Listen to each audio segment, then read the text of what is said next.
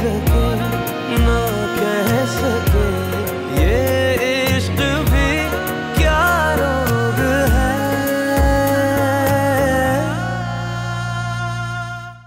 कब शुरू होगी ये फैक्ट्री? बहुत जल्द, बस 30-40 लाख और देनी। 30-40 लाख? और उस रकम का क्या हुआ जो पहले दी थी? तो इतने पैसों में थोड़ी लगती है फैक्ट्री, ज्यादा पैसा चाहिए होता है, जितना गुड़ उतना मीठा।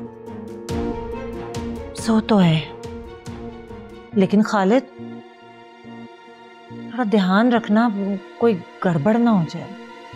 कुछ नहीं होगा मेरी जान, बस तुम तैयारी पकड़ो, शेंगेन वीजा लगवाएंगे और निकल जाएंगे। कौन सा वीजा? शेंगेन। दुनिया? दुनिया। खालिद, पूरी दुनिया? पूरी दुनिया।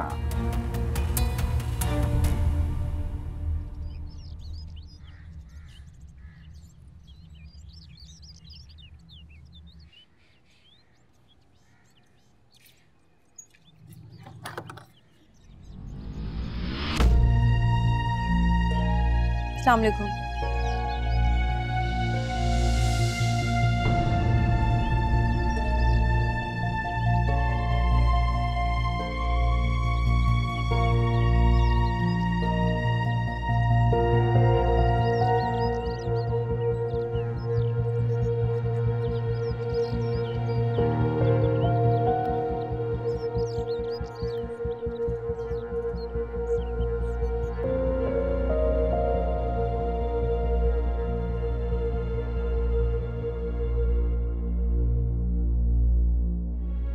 आपा। सबीना, तुम? ये सामान आपने भेजा है आपा उमर के हाथों? हाँ। क्यों? तुम नहीं जानती क्यों? इस जोड़े पर अब दानिया का कोई हक नहीं है। आपा, आपने कैसे तय कर लिया कि इस जोड़े पे दानिया का कोई हक नहीं है? मैंने ये सब कुछ दानिया के नाम पे खरीदा था। इन सारी चीजों पे दानिया के अलावा किसी का हक नहीं है, और अपनी शादी पे दानिया सिर्फ यही पहनेगी। तुम साबित क्या करना चाहती हो? क्या समझा हुआ तुमने हमें? भीख मंगा कि ये सारा सामान हम खैरात समझ कर रख ले? नहीं आपा, खैरात नहीं है, मोहब्बत है मेरी। दानिया के लिए मेरी मोहब्बत है। मेरी चाहत समझ के रख लें, एक माँ की मजबूरी समझ के ही रख लीजिए। वक्त और हालात ने हमारा दरीना ख्वाब पूरा नहीं होने दिया आपा, लेकिन आप यकीन कीजिए, मुझे यकीन है आपा, दानिया हारून के नाम का ही जोड़ा पहनेगी, और दानिया के माथे पर हारून के नाम का ही झूमर सजेगा। मेरा यकीन कीजिए आपा, मेरी बहू सिर्फ दानिया ही बनेगी। बस मुझे थोड़ा सा वक्त दे दीजिए। अच्छा, तुम बैठो, मैं दानिया को लेकर आती हूँ। कुछ सामान गाड़ी में रखा है, मैं ड्राइवर से कहती हूँ वो ले आए। मैं ये सामान अपने हाथों से दानिया को देना चाहती हूँ। ठीक है।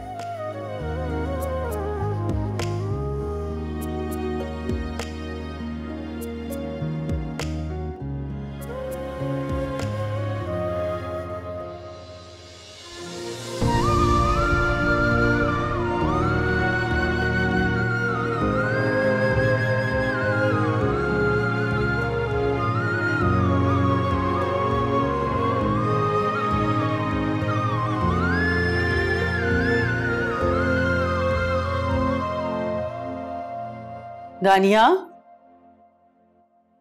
आजो बेटा, सबिया खाला आई हैं, उनसे आकर मिल लो। अम्मी, मैं उनसे मिलके क्या करूंगी? बेटा, वो कह रही थी कि तुम ही हारून की दुल्हन बनोगी। शादी का जोड़ा भी लेकर आई है, वही जोड़ा जो मैंने उन्हें वापस किया था। वो उस जोड़े में सिर्फ और सिर्फ तुम्हें देखना चाहती हैं। क्या क्या कह रही हैं आप अम्मी? खाला ने ऐसा कहा है? हाँ बेटा, उन्हें कुछ टाइम चाहिए हारून को मनाने के लिए। वो इस आराम से मना लेंगी, मैं जानती हूँ। तुम तो जानती हो जो कुछ भी हुआ उसमें सबिया का कोई कसूर नहीं है। तो वो तो खुद बहुत परेशान है। चलो आगे उनसे मिल लो। अभी आ जाओ। अच्छा आप चले, मैं बाल तो ठीक कर। ओके।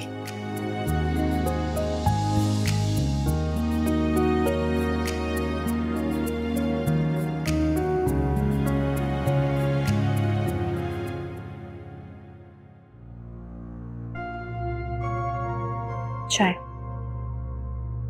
रुको, कुछ बात करनी है तुमसे।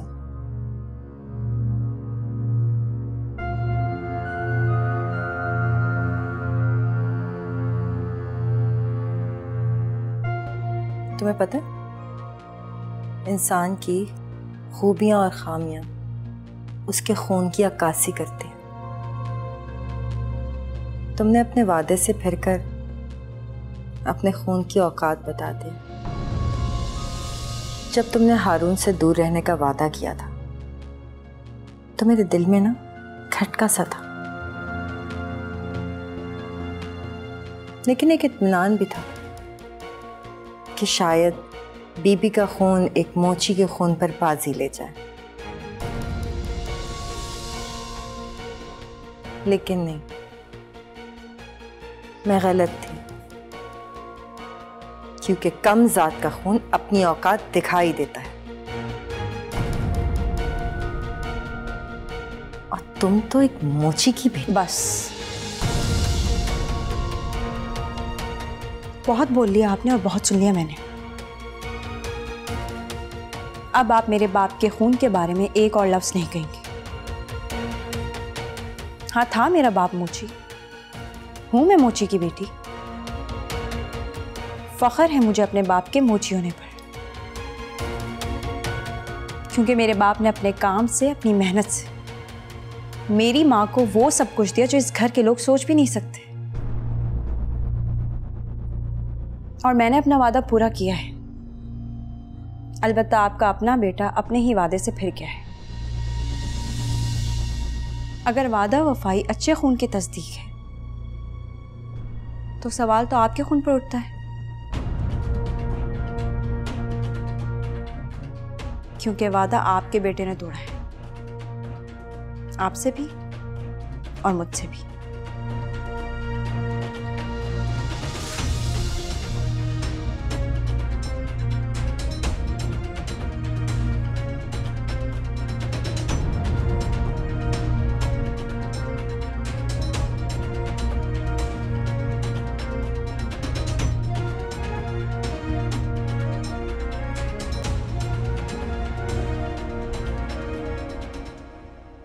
तुम देख लेना, हारून को मैं हासिल करके रहूंगी, भले कुछ भी हो जाए। हारून को हासिल करने के लिए, उसे अपना बनाने के लिए मैं किसी भी हद तक चली जाऊंगी। ये तो तुम हमेशा कहती थी, और हुआ क्या? हारून की शादी दानिया से तय हो गई। और अगर हारून ने ऐन वक्त पर निकाह से इनकार ना किया होता तो आज दानिया हारून के साथ होती, उसके घर पर। तुम एमन को अभी जानती नहीं। एमन कभी हार नहीं मानती। इसके लिए भी मैंने सारा प्लान कर रखा था। अच्छा, अब वो प्लान क्या है? तुम बस देखती जाओ कि मैं क्या करती हूँ।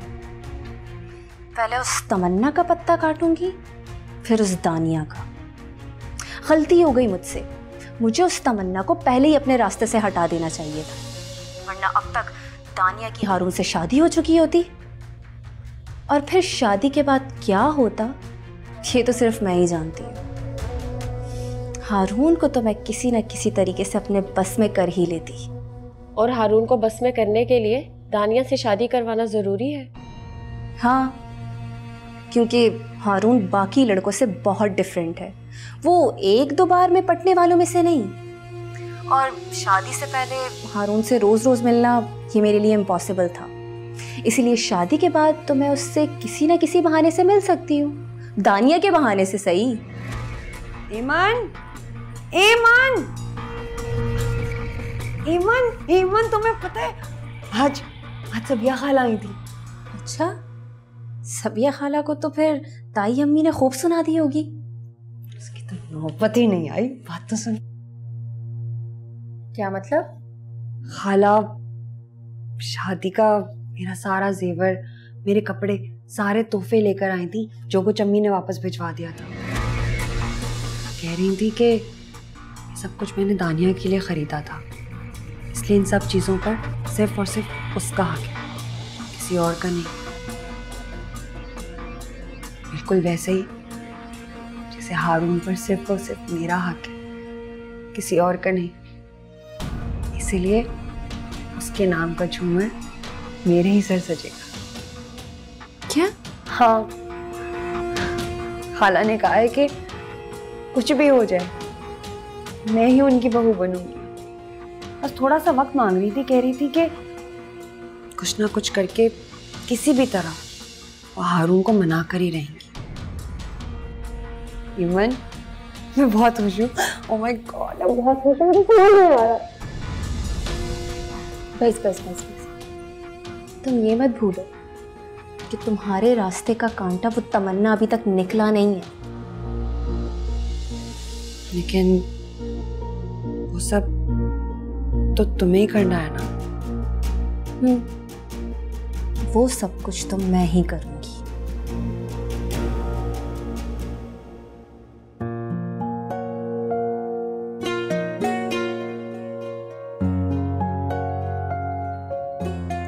उमर, मैंने तुम्हारे सारे कपड़े धोकर इस्त्री करके अलमारी में लगा दिए और सेट भी कर लिए।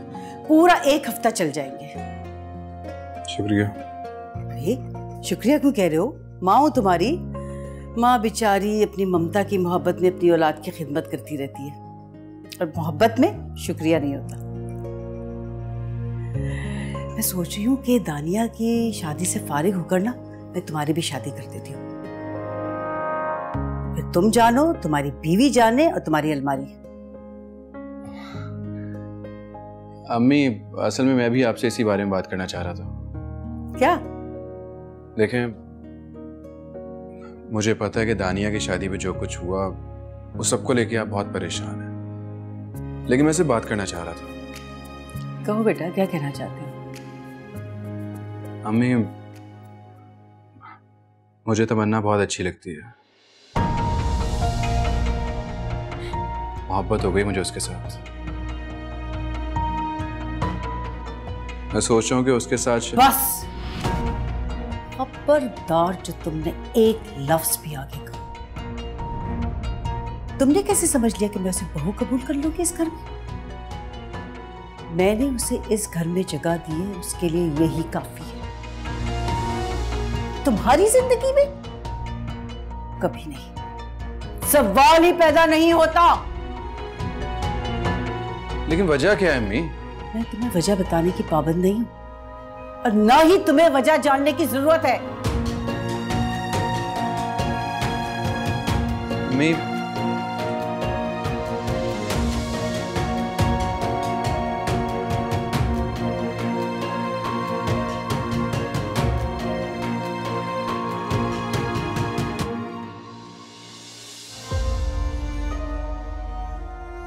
तुमने अपने वादे से फिरकर अपने खून की औकात बता दी। जब तुमने हारून से दूर रहने का वादा किया था तो मेरे दिल में ना खटका सा था,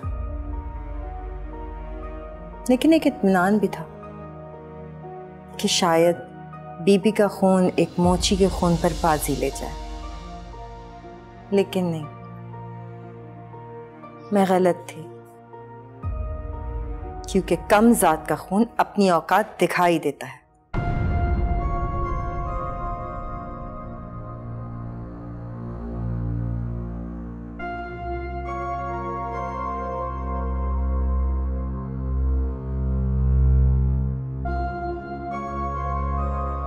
हेलो। हाँ तमन्ना, मैं तुम्हारे बारे में ही सोच रहा था अभी। मुझे मिलना है आपसे। क्या कहा तुमने? वही जो आपने सुना। हाँ तो ठीक है, तो कल मिलते हैं ना। कल नहीं, आज, अभी और इसी वक्त। आज? जी, मैसेज कर रही हूँ मैं आपको।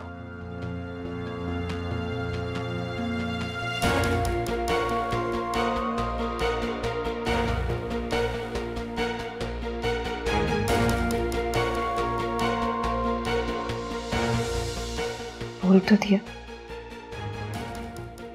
लेकिन इस वक्त जाऊंगी कैसे और कहाँ?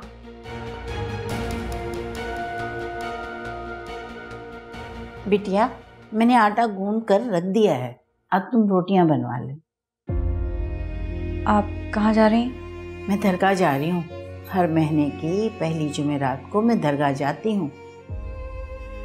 दरगाह? हाँ, बीबी नियाज भिजवाती हैं और फूल चढ़ाने जाती हूँ। रशीदा भी, मैं भी चलती हूँ आपके साथ। तुम? जी।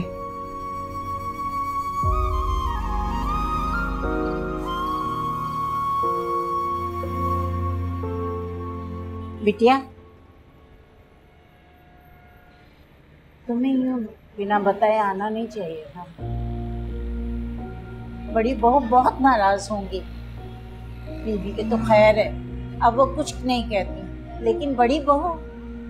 मुझे अब किसी के परवाह नहीं। क्या मतलब बिटिया? कुछ नहीं, आप चलिए। तमन्ना बेटा, आओ बाबा की मज़ार पे फूल चढ़ाते हैं। आप जाइए, मैं यही हूँ। क्यों बेटा, कुछ परेशान हो? कोई बात हुई है क्या? नहीं रशीदा भी, कोई बात नहीं। आप जाइए, चादर चढ़ाइए, मैं यही। बिटिया, आज से पहले मैंने तुम्हें इतना बेचैन, इतना इस्तराबी कैफियत में नहीं देखा। पता नहीं क्या बात है, ऐसा लगता है तुम्हें किसी का इंतजार है। किसका इंतजार है ये तो पता नहीं। अल्लाह करे तुम्हारा ये इंतजार, तुम्हारी ये मुश्किलात खत्म हो जाए। आमीन।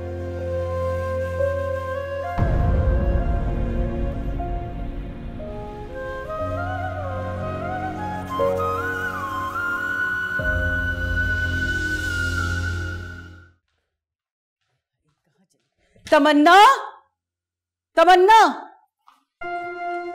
क्या किया तुमने? तमन्ना को कहीं देखा है? सारे घर में तलाश कर लिया से। मैं तो इतनी देर से उसे खुद ढूंढ रही हूँ।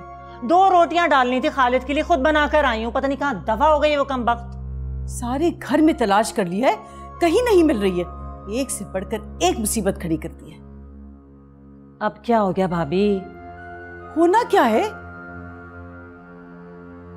उमर को तमन्ना पसंद आ गई है। यही नहीं, वो उससे शादी भी करना चाह रहा है। फिर आपने क्या कहा? मैंने क्या कहना है, मैंने साफ इनकार कर दिया। तानिया की शादी से पहले तो एक आध बार मेरे भी दिल में ये ख्याल आया है, लेकिन अब सब कुछ होने के बाद सवाल ही पैदा नहीं होता। तमन्ना,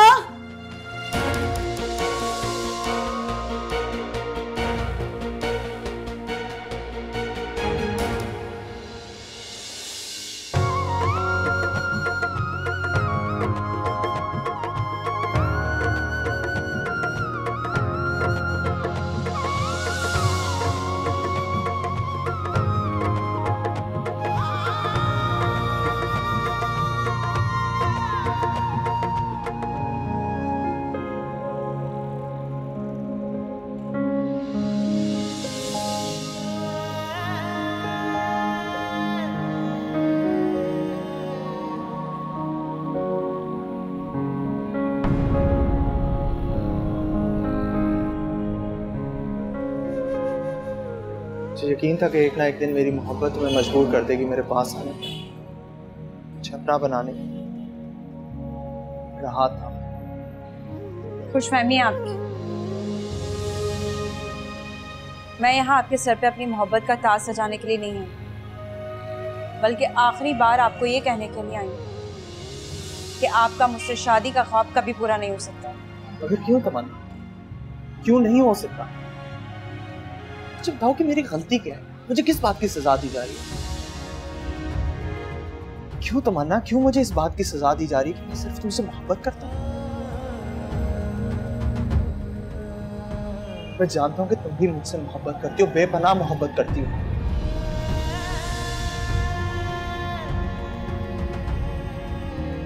नहीं करती मैं आपसे मोहब्बत।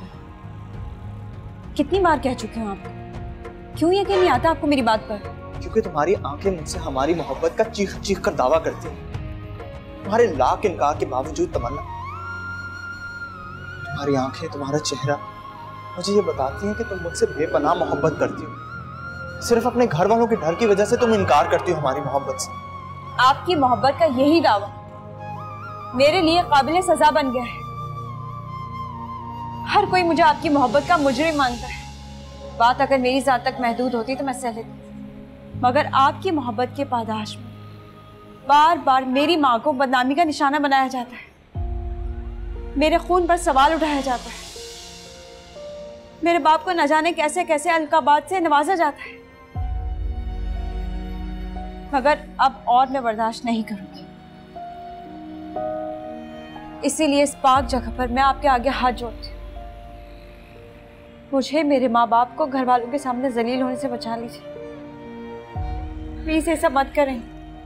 ना इसी सबसे तो मैं तुम्हें बचाना चाहता हूँ, मैं इज्जत देना चाहता हूँ, अपने घर की इज्जत बनाना चाहता हूँ। मैं तुम्हें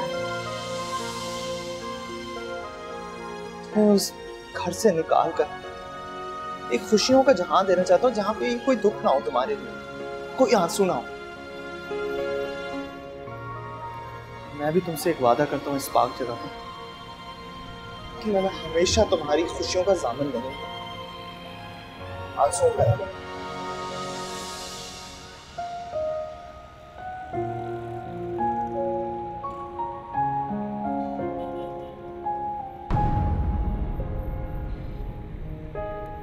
किस्मत की है ये संगदिली, देखे कोई ये बेबसी, यारा मेरे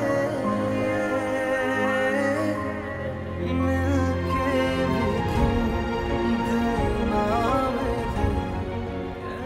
मैं तो तुम्हें अपने ख्वाबों में, अपने ख्यालों में अपना बना चुका था तमन्ना।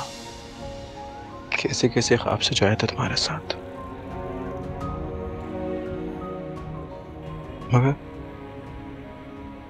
मगर मुझे क्या पता था कि मेरी आंख खोलने से पहले ही मेरे सपने टूट जाएंगे।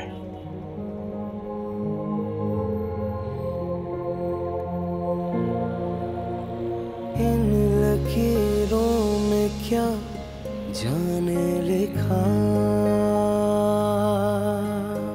आपकी मोहब्बत का यही दावा मेरे लिए काबिल सजा बन गया है। हर कोई मुझे आपकी मोहब्बत का मुजरिम मानता है। लेकिन तुम्हें अंदाजा नहीं है तमन्ना, तुम्हारा बार बार इनकार करना मेरे लिए सजा बन गया। लेकिन मैं तुम्हें मेरी मोहब्बत का मुजरिम नहीं बनने दूंगा, उसका असल हकदार बनाऊंगा। जीना सिखा।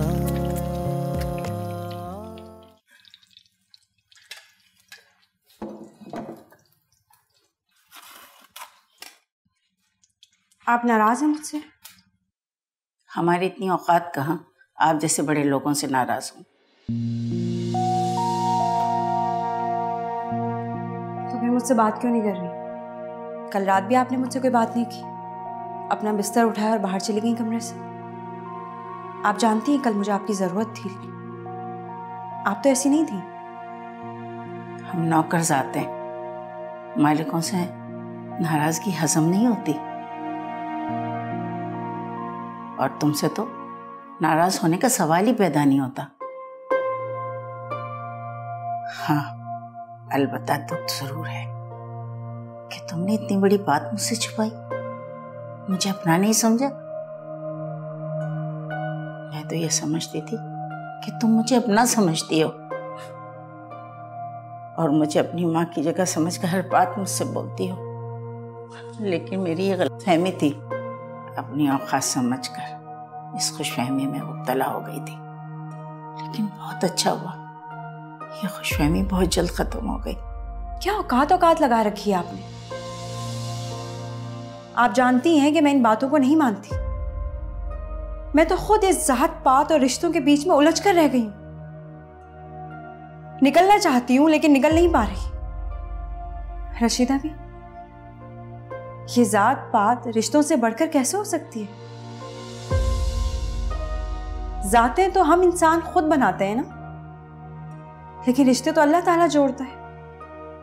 तो फिर हम उसके बनाए रिश्तों को नीचा कैसे देख सकते हैं? तो फिर इतनी बड़ी बात मुझसे क्यों छुपाई कि तुम और हारून एक दूसरे को पसंद करते हो? ऐसी कोई बात नहीं है। मैं हारून को पसंद नहीं करती, बल्कि हारून मुझे पसंद करता है। मेरे बार बार इनकार करने के बावजूद वो अपनी मोहब्बत की जिद पर कायम है, और उसकी इसी जिद ने दानिया और मुमानी के सामने मेरा सर झुका दिया है। क्या तुम्हारे इनकार की वजह दानिया है?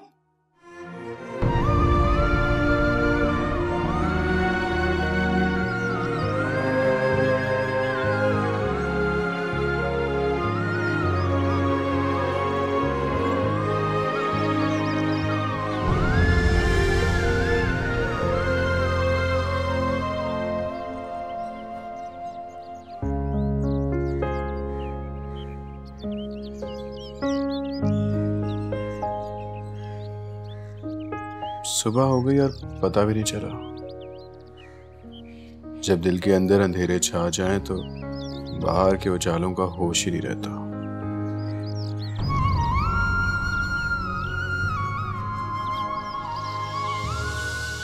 ऐसी कोई बात नहीं है रशीदा। ऐसी ही बात है, इसलिए तो तुम अपनी मोहब्बत को अपने हाथों से खुशी खुशी उसकी झोली में डाल रही हो। जिन लोगों ने आज तक तुम्हारी माँ को अपनाया नहीं है, माफ नहीं किया है, और तुम उन्हीं लोगों को अपनी खुशियां देने जा रही हो। अरे बेटा, ये लोग इस काबिल नहीं है कि उनको खुशियां दी जाएं, उनको माफ किया जाए। इसीलिए तो कर रही हूँ ये सब कुछ, ताकि ये लोग मुझे दिल से अपना लें, अपना बना लें मुझे। इनके दिलों में जो मेरी माँ के लिए नफरत है ना, वो खत्म हो जाए। मेरी बाप की जात के लिए, उसके खून के लिए जो सवाल उठते हैं वो बंद हो जाए। ये तुम्हारी बहुत बड़ी भूल है बेटा। ये सुधरने वाले लोग नहीं है बेटा। अभी मैं बीबी को जाके बताती हूँ सब कुछ। आपको मेरी कसम है रशीदा भी, आप नानी जान से इस बारे में कोई जिक्र नहीं करेंगी। किस चीज का जिक्र नहीं करेंगी?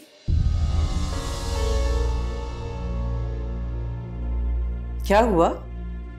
परेशान क्यों हो गए?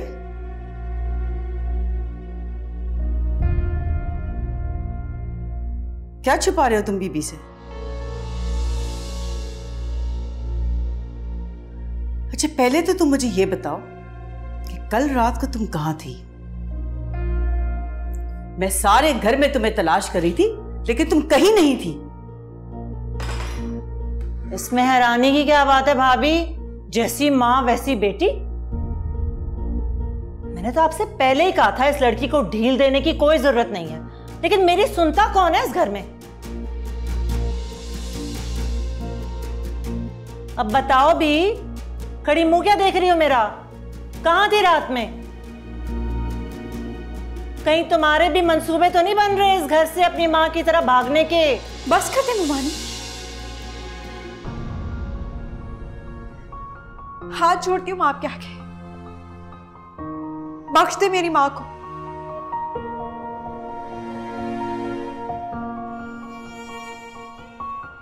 बंद कर दे उन्हें यूं जलील करना। मरने के बाद तो गैर भी इल्जाम लगाने से पहले सोचता है, आप तो फिर अपनी है। हाँ, तो बताती क्यों नहीं कि रात में कहां थी? अगर माँ जैसी हरकतें करोगी तो फिर बातें तो सुनोगी तुम।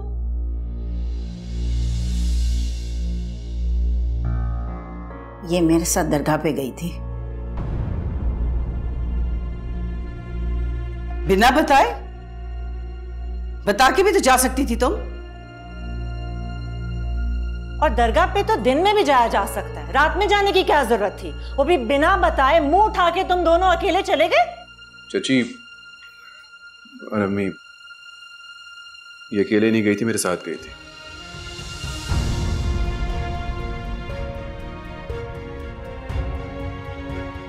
मैंने अपने साथ दरगाह लेके गया था।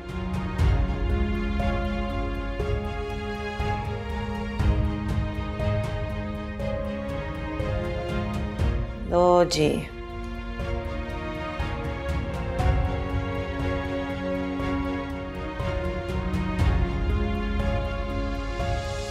अम्मी, अम्मी मेरी बात तो सुन लें आप।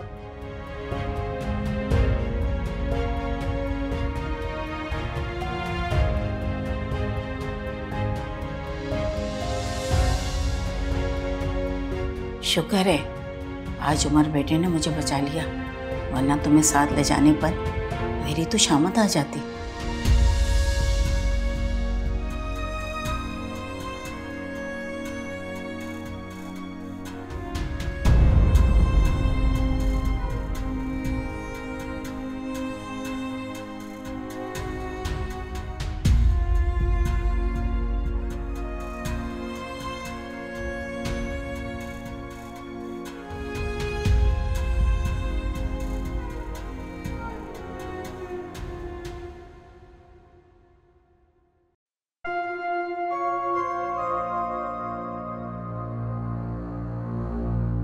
अम्मी क्या हो गया आपको?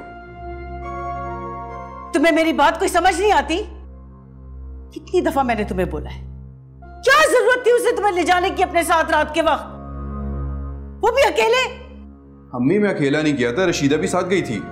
ओह रशीदा, रशीदा अपना ख्याल कर नहीं सकती? वो तुम्हें क्या देखेगी? मुझे पता था ये लड़की अपने रंग ढंग दिखाएगी, खून की असलियत आखिर सामने आ ही जाती है, लेकिन मुझे ये नहीं पता था कि मेरा अपना ही बेटा उसके शिकंजे में आ जाएगा। मैं किसी और को दोष कैसे दूं जब मेरा अपना ही बर्तन खराब हो? अम्मी आप बिला वजह गुस्सा कर रही है। मैं उसे दरगाह लेके गया था, कहीं और नहीं लेके गया था। मैं कभी भी ऐसा काम नहीं करूंगा जिससे आपको शर्मिंदगी हो या आपका सर शर्म से झुके। इतना तो यकीन होना चाहिए आपको मुझ पे। आपने इनकार किया था, मैं कुछ परेशान था। ऐसे में उसने और रशीदा भी ने मुझे दरगाह पे जाने का कहा तो मैं उनको ले गया। मुझे कुछ समझ नहीं आया। अगर ऐसा था तो तुम मुझे बता के भी जा सकते थे। मैं आया था आपको बताने के लिए। आप नमाज पढ़ी थी। मुझे उम्मीद है कि अब आप नाराज नहीं होंगे, मुझसे भी और तमन्ना से भी।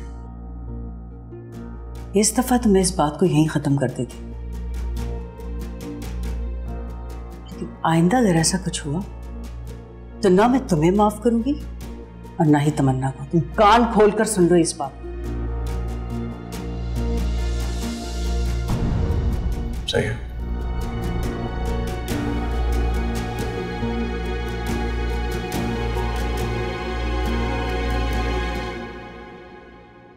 एक्चुअली वकील साहब, मुझे कुछ रकम बैरून मुल्क भिजवानी है। आप तो देख रहे हैं कि गवर्नमेंट कितनी सख्त हो गई है और टैक्स वाले भी आजकल बहुत सरगर्म है। अब आपने कोई रास्ता निकालना है। कितनी रकम है? काफ़ी बड़ी रकम। देखें, यकमुश्त भिजवाना तो बहुत मुश्किल है। गैर कानूनी तरीके से हालात आपको मालूम है, इतना आसान नहीं। हाँ, एक काम हो सकता है, कुछ रकम आपके नाम से और बाकी की रकम जो है वो आपके फैमिली मेम्बरान के नाम से भिजवा देते हैं। और मजीद भी अगर कुछ रकम भिजवानी हुई ना आपको तो उसकी आप फिक्र ना करें। कुछ क्लाइंट हैं मेरे, उनके जरिए काम हो जाएगा। हाँ, I think it's a good idea. ये कर सकते हैं तो ठीक है, जो आपको बेहतर लगे वो करें फिर। आप उसकी टेंशन ना लें।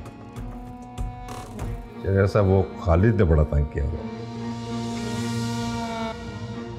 मेरे ऑफिस के चक्कर पे चक्कर लगा रहा है, फोन पे फोन कर रहा है मुझे। वही फैक्ट्री का विजिट करवा दे, एक फैक्ट्री का विजिट यार उसको।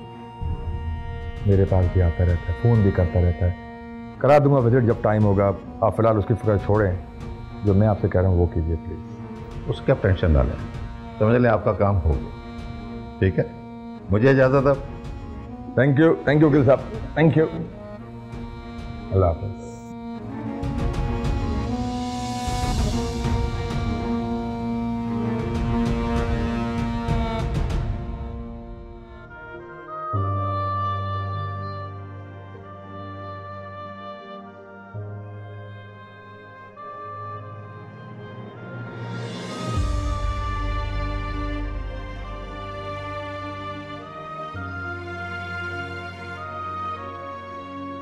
कहाँ गायब हो रहा हूँ?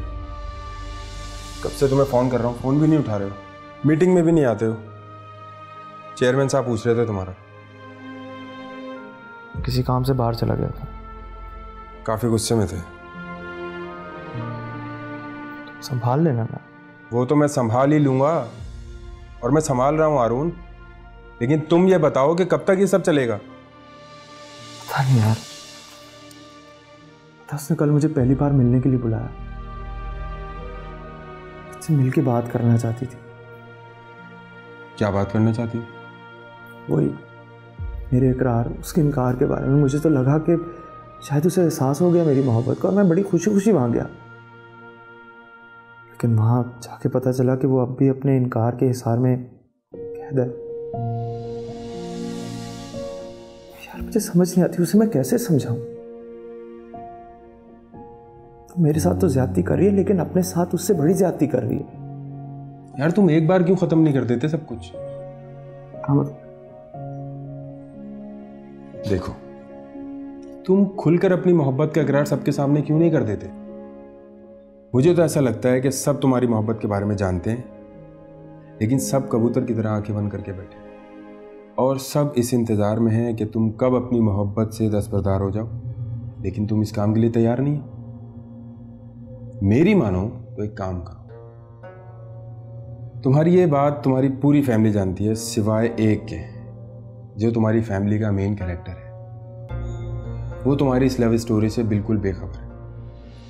कौन? तुम्हारी बीवी, जो घर के तमाम बड़े फैसलों पर इख्तियार रखती हैं, और उनके कहने से घर के तमाम बड़े फैसले तब्दील भी हो सकते हैं। सही कह रहे हो कि बीवी को तो इस बारे में पता ही नहीं है।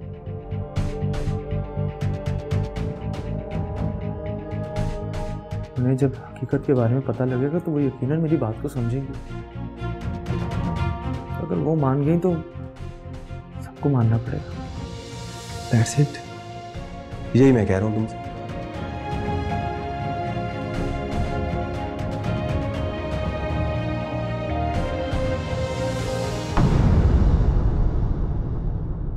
दिल सह सके